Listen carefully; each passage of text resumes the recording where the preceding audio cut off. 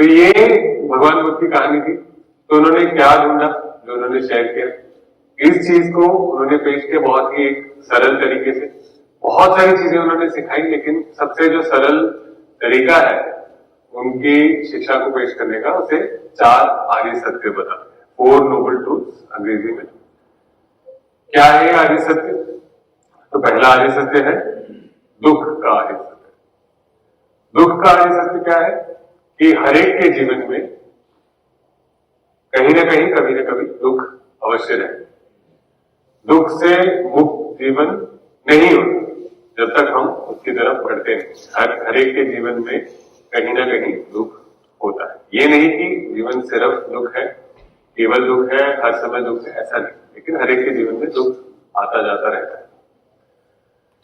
इसी का हल ढूंढने निकले।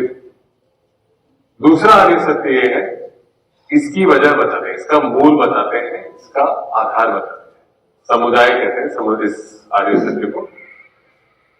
तो भगवान बुद्ध कहते हैं दुख जो है, इसका आधार, इसका बेस, इसका फाउंडेशन जो है वो है तृष्णा।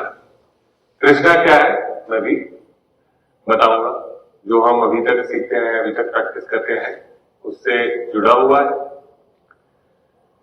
तो भगवान बुद्ध कहते हैं दुख जो है वो तृष्णा पर आधारित है।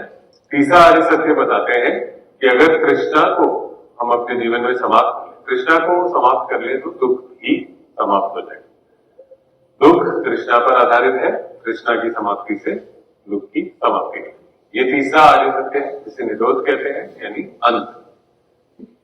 तृष्णा का अंत और उससे दुख का अंत। और चौथा आर्य सत्य जो है, भगवान बुद्ध कहते हैं कि ठीक है, ये बात तो सही है कि दुख है, दुख का एक कारण है, कारण को हटा दोगे दुख खत्म हो जाएगा, बहुत अच्छी बात है, लेकिन क्या ये मेरे जीवन में मुमकिन है?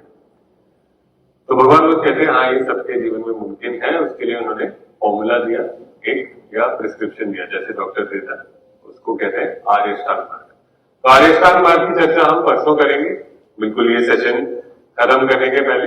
जो अभी हम प्रैक्टिस कर रहे हैं, जो हम अपनी साधना कर रहे हैं, ये सब आर्य अष्टांग मार्ग का जो उन्होंने फॉर्मूला दिया दुख के अंत का, उसी का हिस्सा है। क्या क्या है ये चीजें हम परसों डिस्कस करेंगे, लेकिन जो आप कर रहे हैं प्रैक्टिस, जो मेहनत कर रहे हैं, वो इसी फॉर्मूला को अपने मन में आप उतार दें।